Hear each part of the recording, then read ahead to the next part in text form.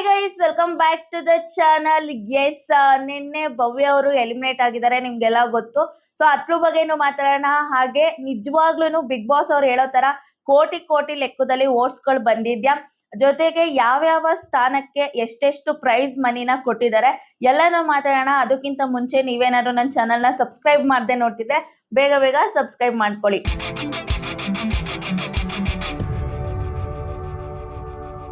Yes guys, ಮೊದಲನೇದಾಗಿ ನಿನ್ನೆ 6th place ಅಲ್ಲಿ ಭವ್ಯ ಗೌಡ ಅವರು ಎಲಿಮಿನೇಟ್ ಆಗಿದ್ದಾರೆ. ಖಂಡಿತ ಓಟಿನ ಪ್ರಕಾರ ನೋಡಕ್ ಹೋದ್ರೆ ಅವರು 5th ಪ್ಲೇಸ್ಗೆ ಬರಬೇಕಿತ್ತು. ಬಟ್ ಅನ್ಫಾರ್ಚುನೇಟ್ಲಿ ಅವ್ರನ್ನ 6th ಪ್ಲೇಸ್ ಅಲ್ಲಿ ಕಳಿಸಿದ್ದಾರೆ.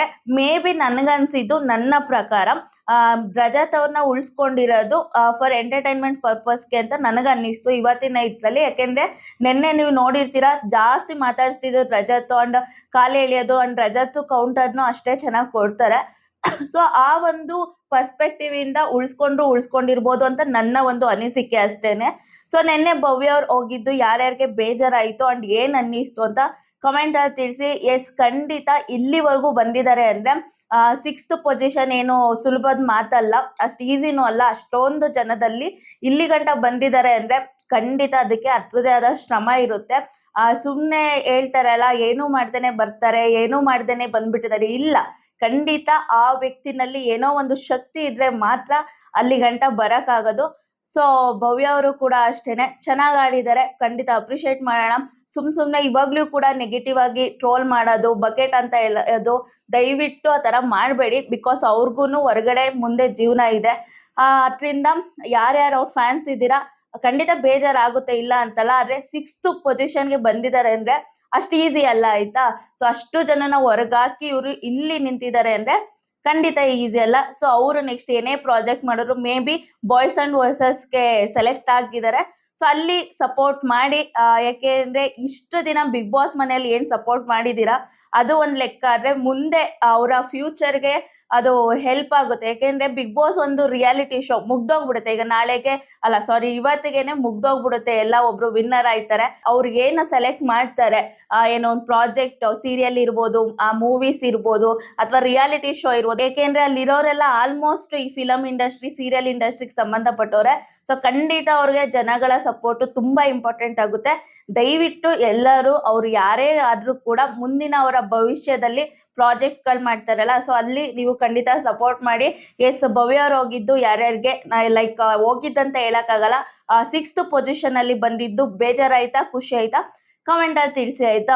ಓಟಿನ ವಿಚಾರಕ್ಕೆ ಬಂದ್ರೆ ಎಲ್ಲಾರ್ಗೂ ಒಂದು ಕ್ವಶನ್ ಕೇಳ್ತೀರಾ, ಅಕ್ಕ ನಿಜವಾಗ್ಲೂ ಅಷ್ಟು ಕೋಟಿ ಕೋಟಿ ಓಟ್ ಬಂದೈತಾ, ಕೋಟಿ ಕೋಟಿ ಜನ ಓಟ್ ಮಾಡಿದಾರೆ ಅಂತ.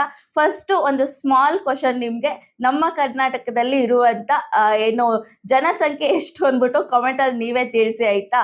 ಎಸ್, ಖಂಡಿತ ಕೋಟಿ ಕೋಟಿ ಜನ ವೋಟ್ ಮಾಡಿರಲ್ಲ, ಆದ್ರೆ ಕೋಟಿ ವೋಟ್ಸ್ ಬಂದಿರ್ಬೋದು. ಯಾವ್ದಕ್ಕೆ ಅಂದ್ರೆ ಮೊದಲನೇ ಸ್ಥಾನ ಏನಿರುತ್ತೆ, ಸೊ ಅದಕ್ಕೆ. ಈಗ ನಿಮ್ಗೆ ಒಂದು ಬೆಸ್ಟ್ ಎಕ್ಸಾಂಪಲ್ ಕೊಡ್ತೀನಿ.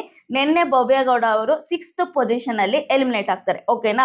ಅವ್ರಿಗೆ ಬಂದಿರುವಂತ ವೋಟ್ಸ್ ಗಳೆಷ್ಟು? 64,48,086 ವೋಟ್ಸ್ಗಳು, ಕರೆಕ್ಟಾ. ಸೊ ಈಗ ಹಂಗ್ ನೋಡಕ್ ಹೋದ್ರೆ 64 ಲಕ್ಷ ಜನ ವೋಟ್ ಹಾಕಿದ್ದಾರೆ ಅಂದ್ರೆ ಖಂಡಿತ ಇಲ್ಲ. ಅದನ್ನ ಡಿವೈಡ್ ಮಾಡಿದಾಗ ನಮಗ್ ಸಿಗೋದು 65,140 ಅಲ್ವಾ. ಸೊ ಇವಾಗ ನೀವು ಕೇಳ್ಬೋದು 65,160 ಜನ ವೋಟ್ ಮಾಡಿದಾರೆ ಅಂದ್ರೆ ಖಂಡಿತ ಹೌದು ಅಂತ ಹೇಳಕ್ ಆಗಲ್ಲ. ಯಾಕೆ ಅಂದ್ರೆ ಇಲ್ಲಿ ಒಂದು ಐಡಿಯಿಂದ 99 ವೋಟ್ಸ್, ಕರೆಕ್ಟಾ.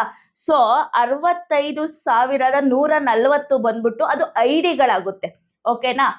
ಇಷ್ಟು ಐಡಿಗಳಿಂದ ವೋಟ್ಗಳನ್ನ ಮಾಡಿದ್ದಾರೆ ಅಂತ ಹೇಳ್ಬೋದು. ಆದ್ರೆ 65,000 ಜನ ಮಾಡಿದ್ದಾರೆ ಅಂದ್ರೆ ಅದು ರಾಂಗ್ ಆಗುತ್ತೆ. ಬಿಕಾಸ್ ಒಬ್ಬ ವ್ಯಕ್ತಿನೇ ಒಂದು ಐಡಿಯಿಂದ ಮಾಡಿರ್ಬೋದು, ಅಥವಾ 10 ಐಡಿಯಿಂದ ಮಾಡಿರ್ಬೋದು, 20 ಐಡಿಯಿಂದ ಮಾಡಿರ್ಬೋದು, ಎಷ್ಟಾರು ಮಾಡಿರ್ಬೋದು. ಇಲ್ಲಿ ಹೆಂಗ್ ಕೌಂಟ್ ಆಗುತ್ತೆ ಅಂದ್ರೆ ಐಡಿಗಳ ಲೆಕ್ಕದಲ್ಲಿ. ಈಗ ಒಂದ್ ಐಡಿನ 99 ವೋಟ್ಸ್ ಮಾಡ್ಬೋದು ಅಲ್ವಾ. ಸೊ ಅದೇ ರೀತಿ ಐಡಿಗಳ ಲೆಕ್ಕದಲ್ಲಿ 65,140 ಐಡಿಗಳಿಂದ ವೋಟ್ ಮಾಡಿದ್ದಾರೆ ಅಂತ ಕನ್ಸಿಡರ್ ಮಾಡೋದು. ನೀವು ಹಂಗ್ ನೋಡಕ್ ಹೋದ್ರೆ ಇಲ್ಲಿ 65,000 ಜನನು ವೋಟ್ ಮಾಡಿದ್ದಾರೆ ಅಂತ ಖಂಡಿತ ಹೇಳಕ್ಕಾಗಲ್ಲ. ಸೇಮ್ ಇದೇ ಫಾರ್ಮುಲಾನ ನೀವು first place, second place, what ever ಏನಿದೆ, ಫಸ್ಟ್ ಪ್ಲೇಸ್ಗೆ ಕೌಂಟ್ ಮಾಡಿದ್ರು ಕೂಡ ಅಲ್ಲಿ ಕೋಟಿ ಲೆಕ್ಕದಲ್ಲಿ ಏನು ವೋಟ್ ಬಂದಿರಲ್ಲ. ಸೊ ಮೇ ಬಿ ಮ್ಯಾಕ್ಸಿಮಮ್ ಅಂದರೆ 1,00,000 ಇದ್ರಲ್ಲಿ ಬಂದಿರುತ್ತೆ. ನೀವೇ ಡಿವೈಡ್ ಮಾಡಿ ನೋಡಿ ಏನು ಹೇಳಿದ್ದಾರೆ ಅವರು ವೋಟ್ನ ಅದು 10ರಿಂದ 99 ಡಿವೈಡೆಡ್ ಬೈ 99 ಮಾಡಿದ್ರೆ ನಿಮಗೆ ಒಂದಷ್ಟು ರಿಸಲ್ಟ್ ಸಿಗುತ್ತೆ. ಆ ರಿಸಲ್ಟ್ ಬಂದ್ಬಿಟ್ಟು ಜನಗಳಲ್ಲ, ಸೊ ಅದು ಐಡಿಗಳು, ಇಷ್ಟು ಐಡಿಗಳಿಂದ ವೋಟ್ ಬಂದಿದೆ ಅಂತ.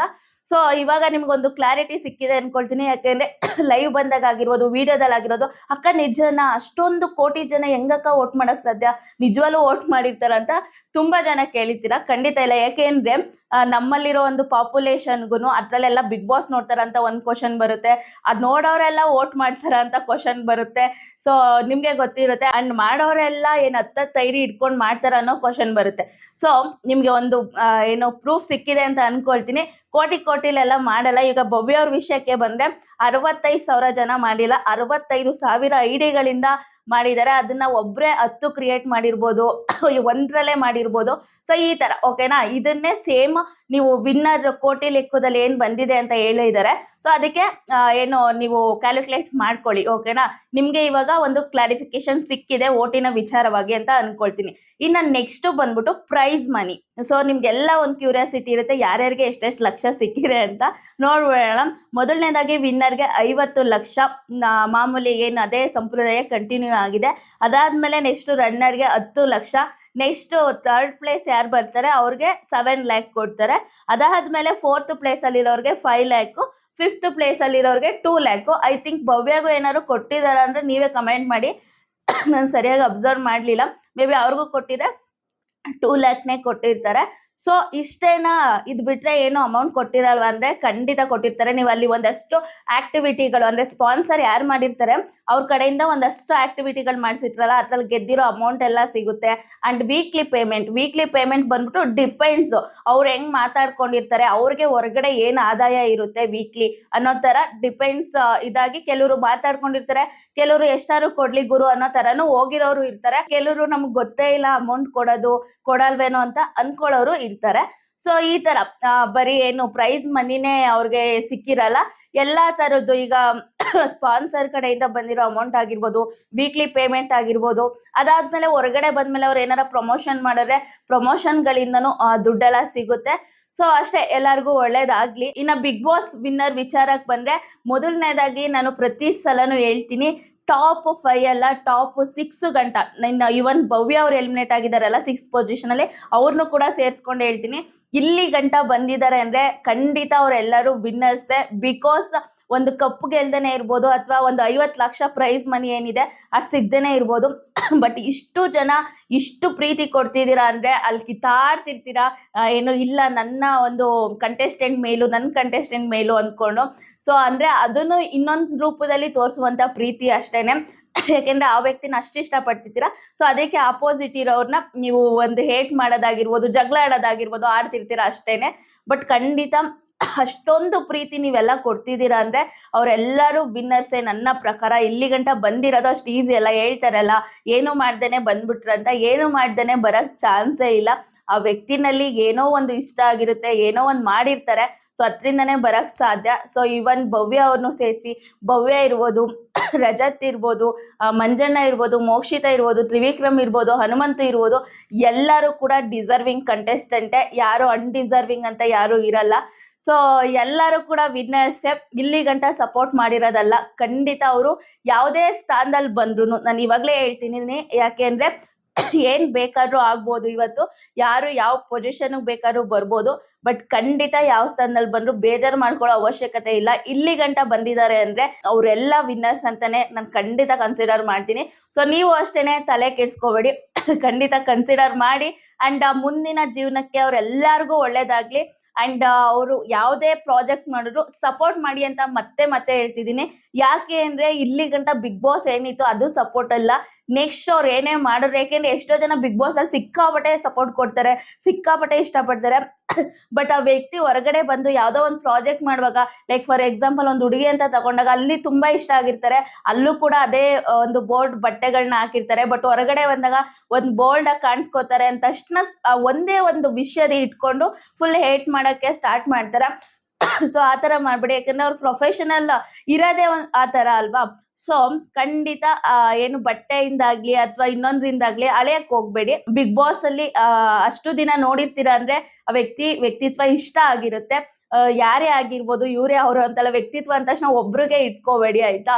ಸೊ ಎಲ್ಲರೂ ಅಷ್ಟೇನೆ ಖಂಡಿತ ಹೊರಗಡೆ ಬಂದ್ಮೇಲೆ ಸಪೋರ್ಟ್ ಮಾಡಿ. ಇಷ್ಟೊಂದ್ ಸಲ ಹೇಳ್ತಿದ್ದೀನಿ ಅಂದ್ರೆ ಯಾಕೆ ಅಂತ ನೀವು ಅರ್ಥ ಮಾಡ್ಕೊಳ್ಳಿ, ಸಪೋರ್ಟ್ ಮಾಡಿ ಆಯ್ತಾ. ಇನ್ನ ನೆಕ್ಸ್ಟ್ ಇವತ್ತು ಏನ್ ಬೇಕಾದ್ರೂ ಆಗ್ಬೋದು, ಎಲ್ಲದಕ್ಕೂ ರೆಡಿ ಇರಿ.